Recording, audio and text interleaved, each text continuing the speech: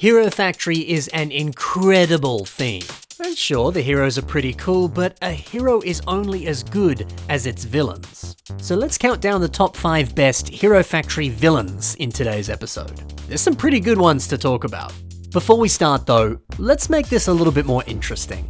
I'm gonna induct a few sets into the Hall of Fame, because I'm sure you could tell who the top 2 sets were gonna be in this video, right? I talk about them all the time, everyone loves them. So, being inducted into the Hero Factory set Hall of Fame, getting its own special trophy, it's the legendary set, Core Hunter. I mean, he's just the best. Also being inducted into the Hall of Fame is none other than Witch Doctor. 2 legendary sets right here. Great for pieces, great characters, and just brilliant set design. Now, why am I inducting them into a special spot that's above everything else? Well, cause hey, let's celebrate some of the other Hero Factory sets instead of going over the exact same ones every single time. Core Hunter and Witch Doctor, they're the incredibly predictable number 1 and number 2 spots. So instead, let's spice things up a little bit. It's anyone's game now. Who could be in those top 5 spots? Well, let's see. In the number 5 spot, let's kick things off with the brilliant and the amazing Speeder Demon. It's a cool looking lime dude riding a sweet purple bike. That is literal perfection. Those in-your-face colors, they come with so much attitude, so much personality, and so much vigor. And so does Speeder Demon himself. I mean, look at him with his 4 arms, huge golden blades, and some nice electricity-based weaponry. He's baller.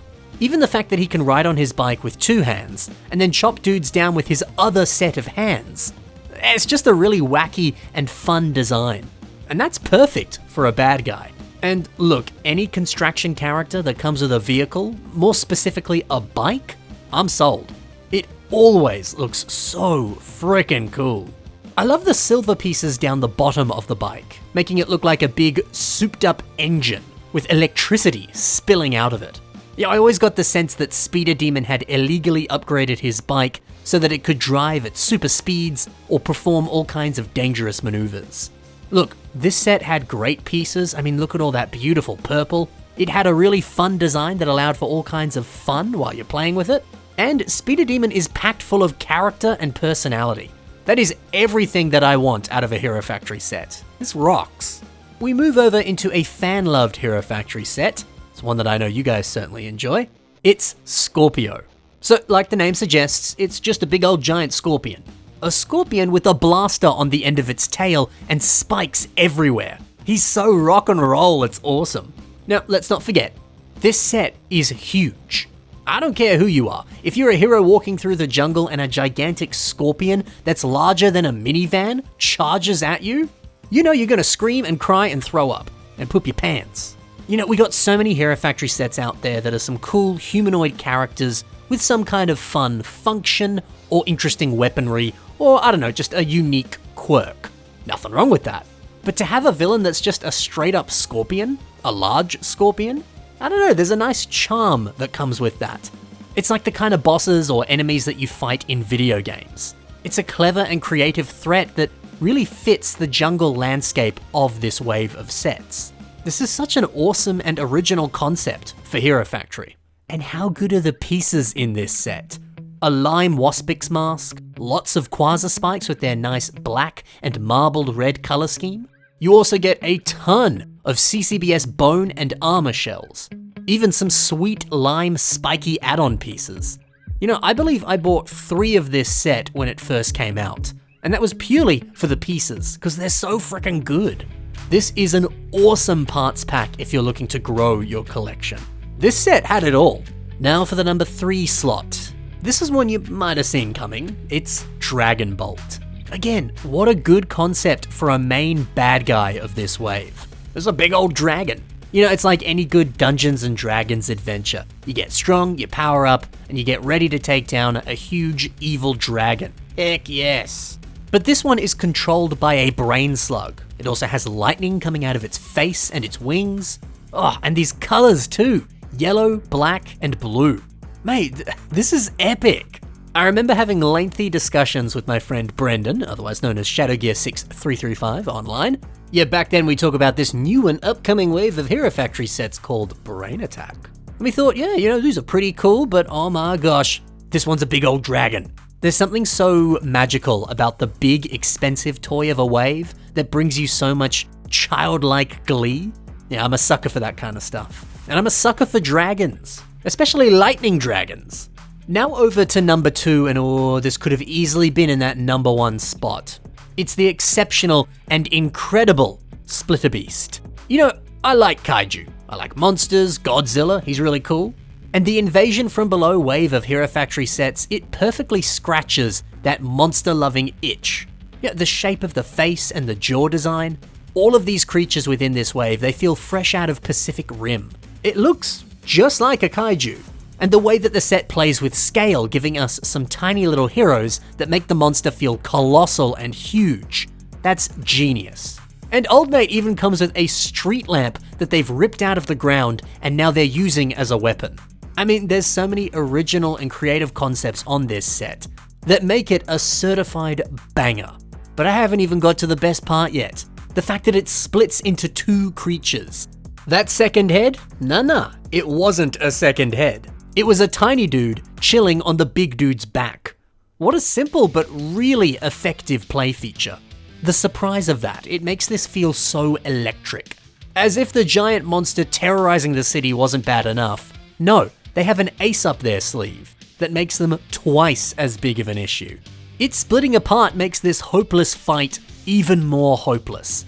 So our heroes, they gotta muster up the courage and rise to the occasion. It's play features like this that make it so easy and fun to play with these toys. And it's designs like this that make this one of my most well-loved LEGO sets. Man, I loved playing with this as a kid. Alright, it's almost time for the number 1 spot, but first, let's talk about some honorable mentions. The first honorable mention is Waspix. This was a bit of a sleeper hit for me. At first, I didn't really think much of this set, but upon buying it and opening it up, it's incredible. It's a true testament to the power of the character and creature building system. Yeah, this captures the look of a wasp, but translates it into a more humanoid design very well. The nice forearm design, it rocks. And look at the brilliant trans-yellow wings that it's got going on. There's a real beauty in the simplicity of this set, and I love it. Explode is another honorable mention. I really dig these marbled yellow and red pieces. The one on the weapon is very nice, of course. This is just a recolor of the leg piece that comes on Makuta Krika. Great to see some Bionicle pieces returning in new colors. And then these spiky shoulder pads too. They literally look like explosions, the way that they flare out to the sides, and even the color of it as well. It's very fitting. And look at the cheeky little smile he's got going on. Explode is a really fun villain. Meltdown is also pretty awesome. His toxic waste whip, the barrels of radioactive waste on his back, that lovely yellow and black color scheme, and to top it all off, a creepy looking mono eye. When I think of Hero Factory villains, this dude always comes to mind first. He's so deliciously evil, and he encapsulates everything that I want in a bad guy character. I'm also a pretty big fan of Tunneler Beast. It is a tiny set, but you get so many pieces included in such a small package. And it's still a really solid design for being one of the cheaper sets. Now look at these little grabby hands, the lime freckles and the white eyes on his face. This design looks great. It's lovely to see that the cheapest set in the wave is being given the same amount of attention and detail as some of the larger sets in Invasion from Below. The amount of care, creativity, and good designs that were in this wave. It was so good. You also get a minifigure version of my boy Surge, which makes this set literal perfection. And the final honorable mention, we have ourselves Rotor. Now, I've spoken about my love of this set a fair bit in other videos, so I'll keep this brief. Bro has 2 spiky helicopter rotors on his back, which help him fly, or they can be used to cut down those dastardly heroes. The body design is also brilliant. It poses well, it's armored up quite nicely. That's what I like to see in a good Titan-sized set. And yeah, I know some people dislike it, but I love this cool gas-based weapon that he has. Rotor rocks. Alrighty gang, here we are at the number 1 spot. Who takes home the bacon? Who's the best Hero Factory villain? Well, I think it belongs to the man himself, Von Nebula. Yeah, the original big bad of Hero Factory, the main villain of the first wave of sets. Once a noble hero, now an evil villain. He's got a cool story, a great look, and a good deal of legacy with him as well. Oh, and the design is brilliant. This great black hole staff that's using a Tridax pod with a marbled black and blue color scheme. It's so pretty. He's got those spiky shoulder pad pieces that I love so much, and a nice hunch. Any villain with a hunched back and neck, it just fits the part perfectly.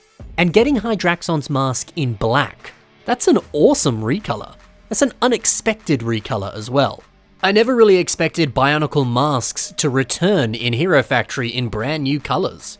And the spikes on the edge of the mask, they're quite fun. Sometimes I think they look a bit like a kind of curly mustache, you know, the kind you would see on a very classic Saturday morning cartoon villain. A real like mustache twirly kind of bad guy, you know? There's just so much to love about this character, as well as the design of the set. He's the best. He's like the Darth Vader of the Hero Factory world. So there you go. That's my top 5 favorite villains of the world of Hero Factory, as well as some honorable mentions too. Oh, and we can't forget the characters that we inducted into the Hall of Fame, Witch Doctor and the amazing Core Hunter. So who are your favorite villains? Do you have your own list? Are there characters that you would include in your list that weren't in my list? Well, I'd love to hear your thoughts in the comments below. Thank you so much for watching, guys. Happy building, and bye for now.